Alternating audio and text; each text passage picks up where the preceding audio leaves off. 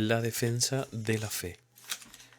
Durante todo el siglo II y buena parte del tercero no hubo una persecución sistemática contra los cristianos. Ser cristiano era ilícito, pero solo se castigaba cuando por alguna razón los cristianos eran llevados ante los tribunales. La persecución y el martirio pendían constantemente sobre los cristianos como una espada de Damocles. Pero el que esa espada cayera sobre sus cabezas o no dependía de las circunstancias del momento y sobre todo de la buena voluntad de las gentes. Si por alguna razón alguien quería destruir a algún cristiano, todo lo que tenía que hacer era llevarle ante los tribunales. Tal parece haber sido el caso de Justino, acusado por su rival Crescente. En otras ocasiones, como en el martirio de los cristianos de Lyon y Viena, era el populacho el que, instigado por toda clase de rumores acerca de los cristianos, exigía que se les prendiera y castigara. En tales circunstancias, los cristianos se veían en la necesidad de hacer cuanto estuviera a su alcance para disipar los rumores y las falsas acusaciones que circulaban acerca de sus creencias y de sus prácticas. Si lograban que sus conciudadanos tuvieran un concepto más elevado de la fe cristiana, aunque no llegaran a convencerles, al menos lograrían disminuir la amenaza de la persecución. A esta tarea se dedicaron algunos de los más hábiles pensadores y escritores entre los cristianos, a quienes se da el nombre de apologistas, es decir, defensores. Y algunos de los argumentos en pro de la fe cristiana que aquellos apologistas emplearon han seguido utilizándose en defensa de la fe a través de los siglos. Empero, antes de pasar a exponer algo de la obra de los apologistas, es necesario que nos detengamos a resumir los rumores y acusaciones de que eran objeto los cristianos y que los apologistas intentaron refutar. Las acusaciones contra los cristianos. Lo que se decía acerca de los cristianos puede clasificarse bajo dos categorías: los rumores populares y las críticas por parte de gentes cultas. Los rumores populares se basaron generalmente en algo que los paganos oían decir o veían hacer a los cristianos y entonces lo interpretaban erróneamente. Así, por ejemplo, los cristianos se reunían todas las semanas para celebrar una comida a la que frecuentemente llamaban fiesta de amor. Esa comida era celebrada en privado y solo eran admitidos quienes habían sido iniciados en la fe, es decir, bautizados. Además, los cristianos se llamaban hermanos entre sí y no escaseaban los casos de hombres y mujeres que decían estar casados con sus hermanos y hermanas. Sobre la base de estos hechos se fueron tejiendo rumores cada vez más exagerados y muchos llegaron a creer que los cristianos se reunían para celebrar una orgía en la que se daban uniones incestuosas. Según se decía, los cristianos comían y bebían hasta emborracharse y entonces apagaban las luces y daban rienda suelta a sus pasiones. El resultado era que muchos se unían sexualmente a sus parientes más cercanos. También sobre la base de la comunión surgió otro rumor. Puesto que los cristianos hablaban de comer la carne de Cristo y puesto que también hablaban del niño que había nacido en un pesebre, algunos entre los paganos llegaron a creer que lo que los cristianos hacían era que escondían un niño recién nacido dentro de un pan y lo colocaban ante una persona que deseaba hacerse cristiana. Los cristianos entonces le ordenaban al neófito que cortara el pan y luego devoraban el cuerpo todavía palpitante del niño. El neófito que se había hecho partícipe de tal crimen quedaba así comprometido a guardar el secreto. Otra extraña opinión que algunos sostenían era que los cristianos adoraban a un asno crucificado. Desde algún tiempo antes se había dicho que los judíos adoraban a un asno. Ahora comenzó a transferirse esa opinión a los cristianos, a quienes se hacía entonces objeto de burla. Todas estas ideas y otras muchas que circulaban acerca de los cristianos eran a todas luces falsas, y para refutarlas, los cristianos no tenían más que señalar hacia su propia vida y conducta, cuyos principios eran mucho más estrictos que los de los paganos. Pero había otras acusaciones que se se hacían contra los cristianos, no ya por el vulgo mal informado, sino por personas cultas, muchas de las cuales conocían algo de las doctrinas cristianas.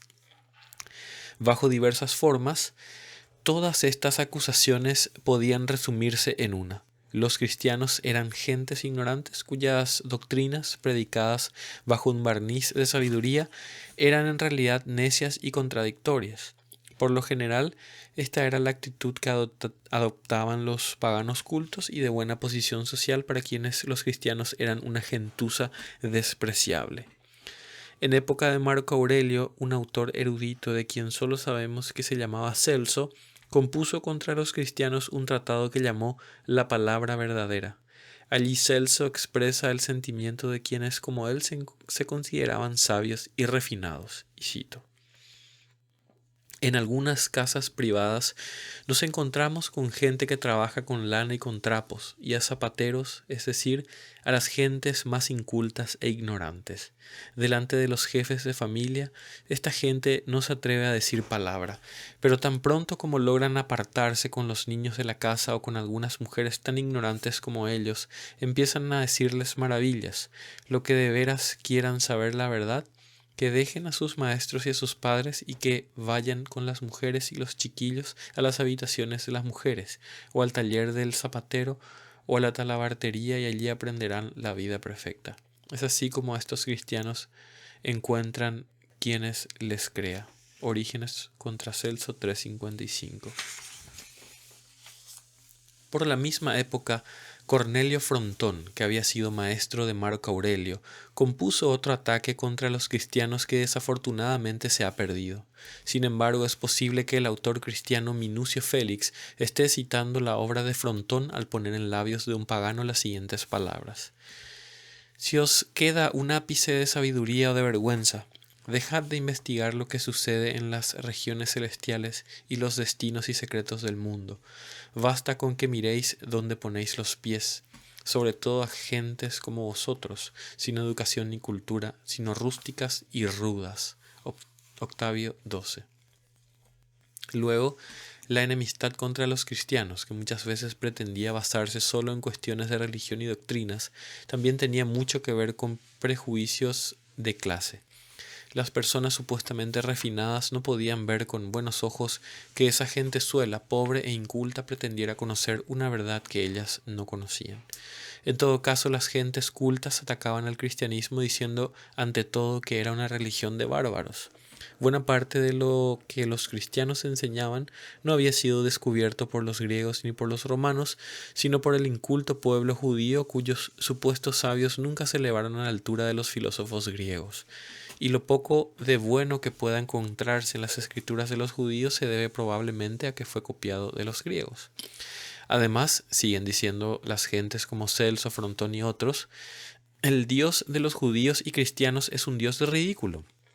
Por una parte, dicen que es omnipotente y que es el ser supremo que se encuentra por encima de todo, pero por otra parte le describen como un ser curioso que se inmiscuye en todos los asuntos humanos, que está en todas las casas viendo lo que se dice y hasta lo que se cocina.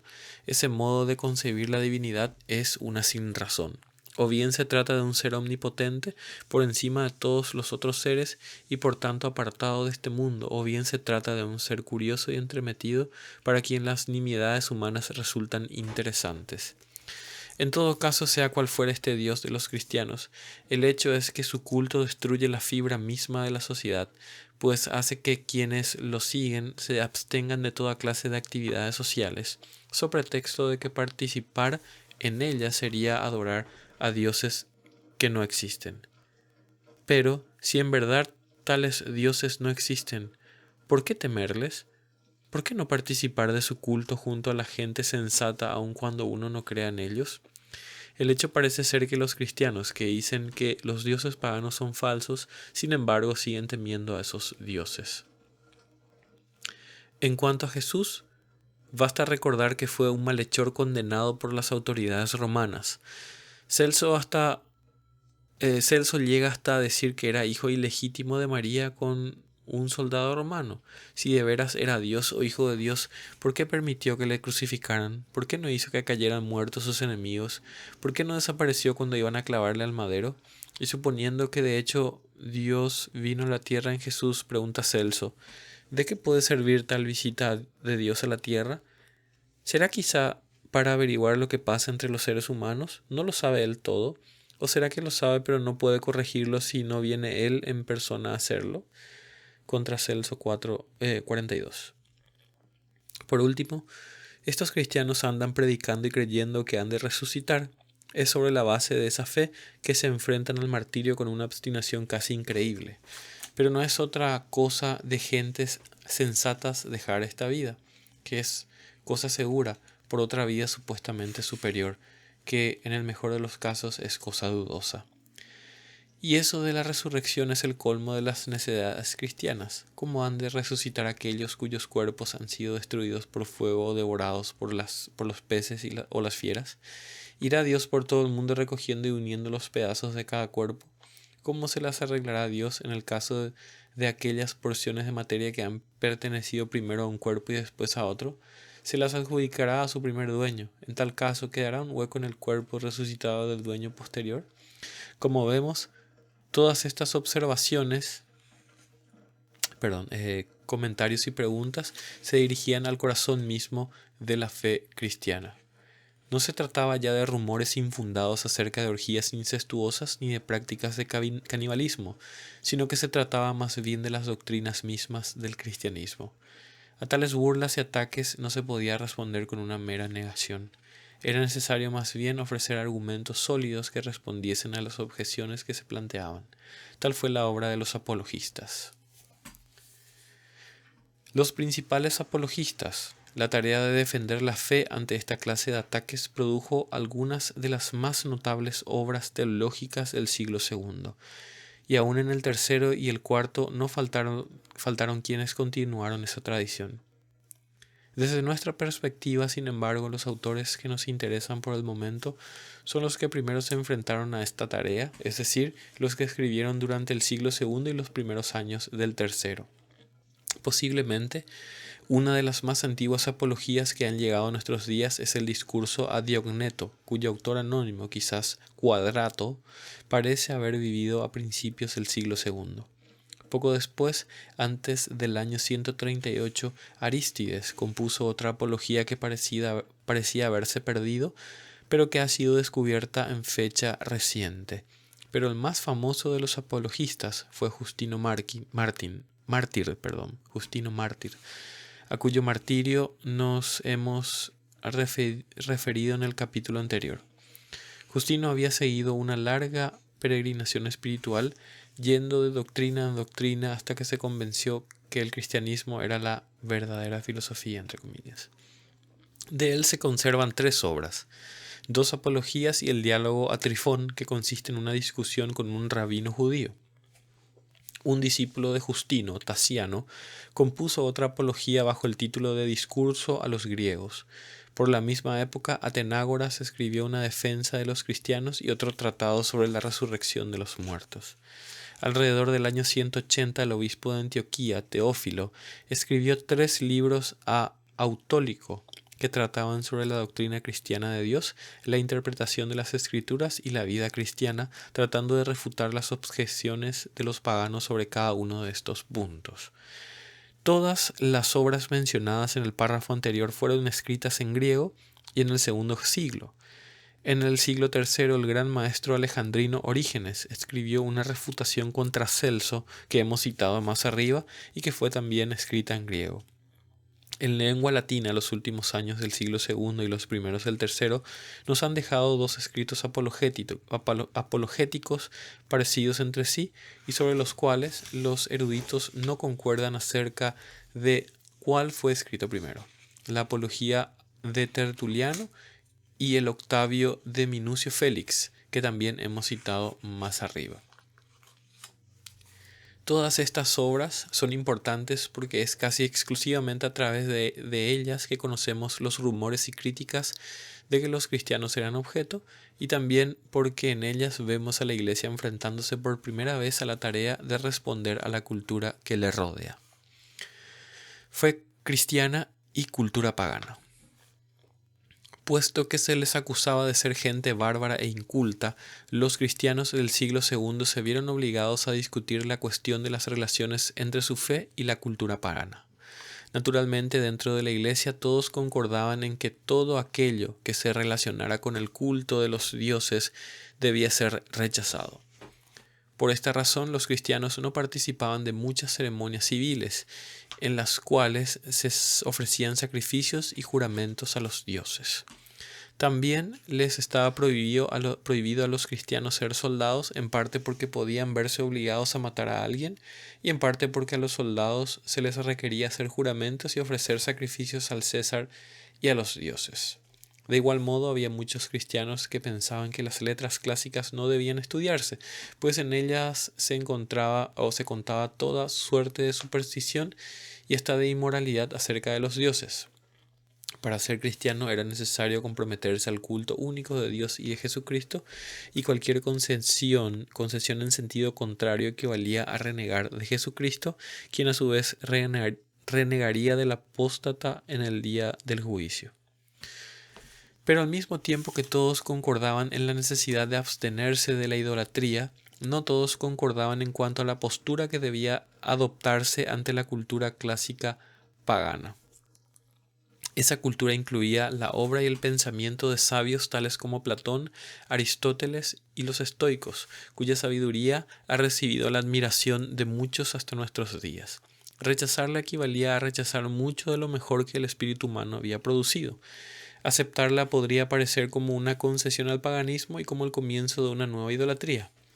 Ante esta alternativa, los cristianos de los siglos II y III siguieron dos caminos. Por una parte, algunos no veían sino una oposición radical entre la fe cristiana y la cultura pagana.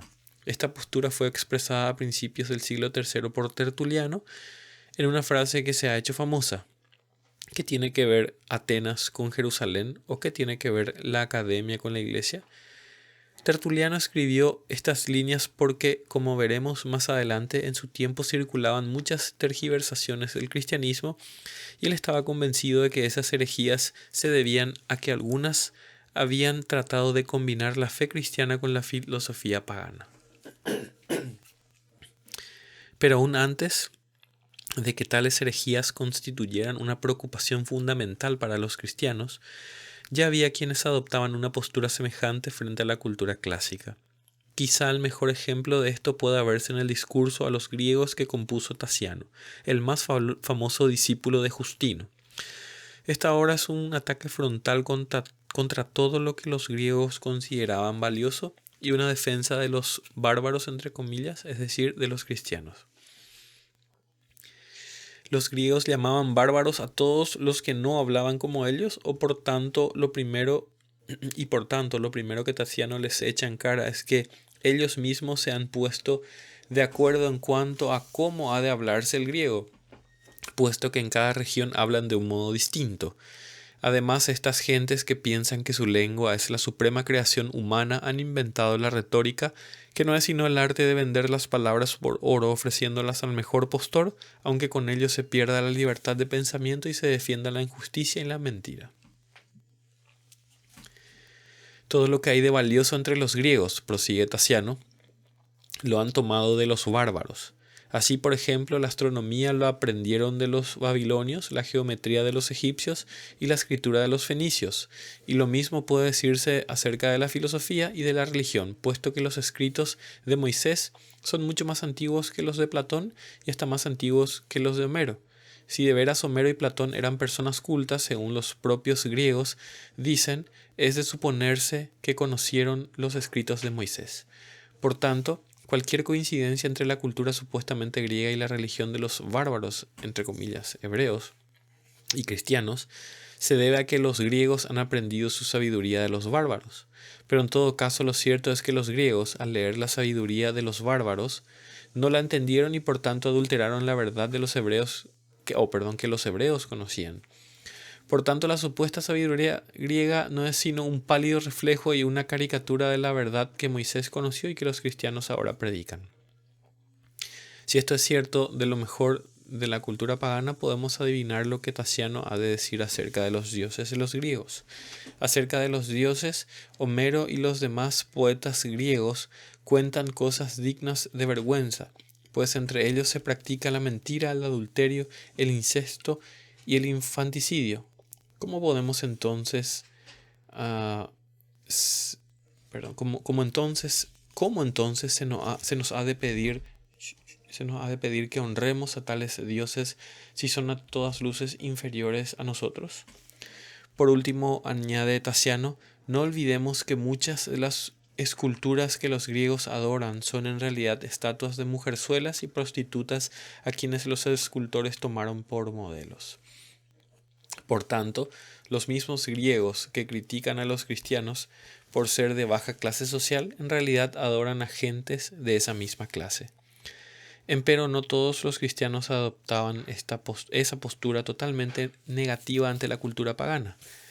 Es más claro ejemplo de una actitud mucho más positiva hacia esa cultura, el más claro ejemplo de una actitud mucho más positiva hacia esa cultura lo tenemos en Justino, el maestro de Tasiano. Justino es, sin lugar a dudas, el más distinguido pensador cristiano de mediados del siglo II. Antes de hacerse cristiano, había estudiado las diversas filosofías que en su época se ofrecían como más acertadas y había llegado por fin a la conclusión de que el cristianismo era la verdadera filosofía. Al convertirse al cristianismo, Justino no dejó de ser filósofo, sino que se dedicó a hacer filosofía cristiana. Y buena parte de esa filosofía consistía en descubrir y explicar las relaciones entre el cristianismo y la sabiduría clásica. Por lo tanto, Justino no albergaba hacia esa filosofía los mismos sentimientos radicalmente negativos de su discípulo Tasiano. Esto no quiere decir, sin embargo, que Justino haya comprometido su fe o que fuese un cristiano de escasa convicción, pues cuando le llegó el momento de testificar de Cristo ante las autoridades imperiales, lo hizo con toda firmeza y por tanto la posteridad le conoce con el honroso nombre de Justino mártir. Justino ve varios puntos de contacto entre el cristianismo y la filosofía pagana. Los mejores filósofos, por ejemplo, hablaron de un ser supremo que se encuentra por encima de todos los demás seres, del cual todos derivan su existencia. Sócrates y Platón sabían que existe la vida allende la muerte física, y Sócrates mostró la fuerza de esa creencia en su muerte ejemplar. Platón también sabía que este mundo no agota toda la realidad, sino que hay otro mundo de realidades eternas. En todo esto los filósofos tenían razón. Justino no está completamente de acuerdo con ellos, puesto que él sabe, por ejemplo, que el centro de la esperanza cristiana no es la inmortalidad del alma, sino la resurrección del cuerpo. Pero a pesar de esta y otras diferencias, hay en los filósofos atisbos de la verdad que no es posible explicar como una mera coincidencia. ¿Cómo explicar entonces este acuerdo parcial entre los filósofos y la fe cristiana? Justino lo aplica acudiendo a la doctrina del logos. El término logos quiere decir tanto palabra como razón. Según los filósofos griegos, todo lo que nuestra mente alcanza a comprender lo alcanza porque de algún modo participa del logos o razón universal. Por ejemplo, si podemos comprender que 2 y 2 son 4, esto se debe a que tanto en nuestra mente como en el universo existe un logos, una razón u orden, según el cual 2 y 2 son 4. Ahora bien, lo que los cristianos creen es que en Jesucristo ese logos, y esta es la palabra que aparece en el prólogo del cuarto evangelio, se ha hecho carne. Lo que Juan 1.14 nos dice es que la razón fundamental del universo, el verbo o palabra, logos de Dios, se ha hecho carne en Jesucristo. El propio Evangelio de Juan nos dice que este mismo verbo o logos es la razón que alumbra a todo aquel que viene a este mundo. Esto quiere decir que Él es la fuente de todo conocimiento verdadero, aún antes de su encarnación. Ya Pablo había dicho en 1 Corintios 10.1.4 que los antiguos hebreos no habían creído en otro sino en Cristo, pues de un modo misterioso Cristo se les había revelado aún antes de su encarnación.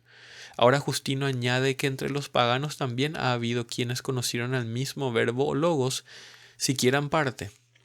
Lo que hay de cierto en los escritos de Platón se debe a que el verbo de Dios, el mismo verbo que se ha encarnado en Jesucristo, se lo dio a conocer. Por lo tanto, en cierto sentido, Sócrates, Platón y los demás sabios de la antigüedad eran cristianos, entre comillas, pues su sabiduría les venía de Cristo, aunque solo conocieron al verbo parcialmente, mientras que nosotros, los cristianos, le conocemos ahora tal cual es Él, y en virtud de su encarnación y su vida entre nosotros.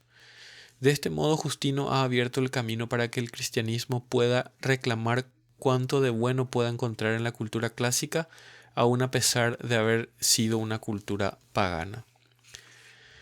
Siguiendo su inspiración, pronto hubo otros cristianos que se dedicaron a construir puentes entre su fe y la cultura de la antigüedad. Empero su obra y los peligros que acarreó corresponde a otro capítulo de esta historia. Los argumentos de los apologistas. En la sección anterior hemos mostrado algunos de los argumentos que los apologistas emplearon para enfrentarse a la cuestión de las relaciones entre su fe y la cultura que les rodeaba. Ahora, siquiera someramente, debemos resumir algunos de los elementos con los que intentaron responder a las principales críticas que se hacían a las doctrinas del cristianismo. A la acusación de ser ateos, los cristianos respondían diciendo que si ellos eran ateos, también lo habían sido algunos de los más famosos filósofos y poetas griegos. Para fundamentar este argumento no tenían sino que recurrir a algunas de las obras de la literatura griega en las que se decía que los dioses eran invención humana y que sus vicios eran peores que los que se practicaban en la sociedad humana y otras cosas por el estilo. Arístides sugiere que la razón por la que los griegos se inventaron tales dioses fue para poder ellos mismos dar rienda suelta a sus más bajos apetitos, teniendo a los dioses por ejemplo. Tasiano dice que toda la creación ha sido hecha por Dios por amor nuestro y que por tanto es un error adorar a una parte cualquiera de esa creación. En el mismo sentido, Atenágoras dice: yo no adoro al instrumento sino al que le presta la música. Además, varios de los apologistas les echan en cara a los paganos que sus dioses son hechura de manos, y hasta que hay algunos que tienen necesidad de guardias para protegerles de quienes de otro modo intentarían robarles. ¿Qué clase de dioses son estos que necesitan que se les cuide? ¿Qué poder han de tener para cuidarnos a nosotros? En cuanto a la resurrección, los apologistas responden apelando a la omnipotencia divina. En efecto, si creemos que Dios ha hecho todos los cuerpos de la nada, ¿por qué no hemos de creer que pueda reconstruirlos de nuevo aún después de muertos y corrompidos? A las acusaciones de inmoralidad, los apologistas responden a la vez con una negativa rotunda y con una acusación contra el paganismo. ¿Cómo pensar que nuestro culto se dan orgías y uniones ilícitas cuando nuestros principios de conducta son tales que aun los malos pensamientos han de ser desechados?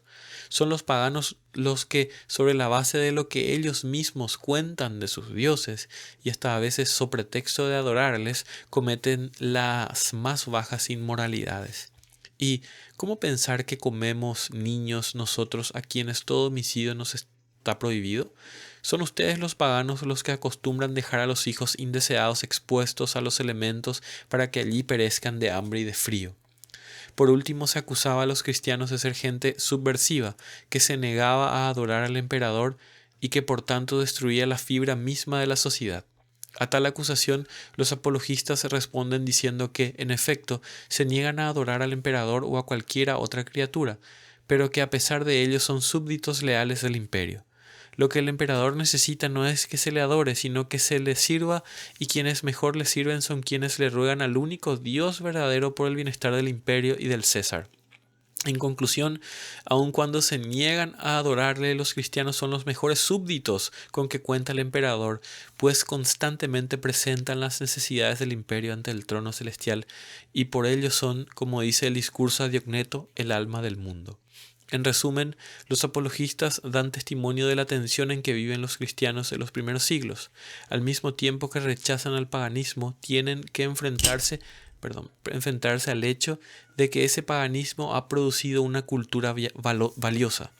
Al tiempo que aceptan la verdad que encuentran en los filósofos, insisten en la superioridad de la revelación cristiana, y al tiempo que se niegan a adorar al emperador y ese mismo emperador les persigue, siguen orando por él y admirando la grandeza del imperio romano. Las siguientes líneas del discurso a Diogneto describen admirablemente esa tensión, y cito: los cristianos no se diferencian de los demás por su nacionalidad, por su lenguaje ni por sus costumbres. Viven en sus propios lugares, pero como transeúntes. Cumplen con todos sus deberes de ciudadanos, pero sufren como extranjeros. Donde quiera que estén, encuentran su patria, pero su patria no está en ningún lugar. Se encuentran en la carne, pero no viven según la carne. Viven en la tierra, pero son ciudadanos del cielo. Obedecen todas las leyes, pero viven por encima de lo que las leyes requieren. A todos aman, pero todos les persiguen. Discurso a Diogneto 5, 1 al 11.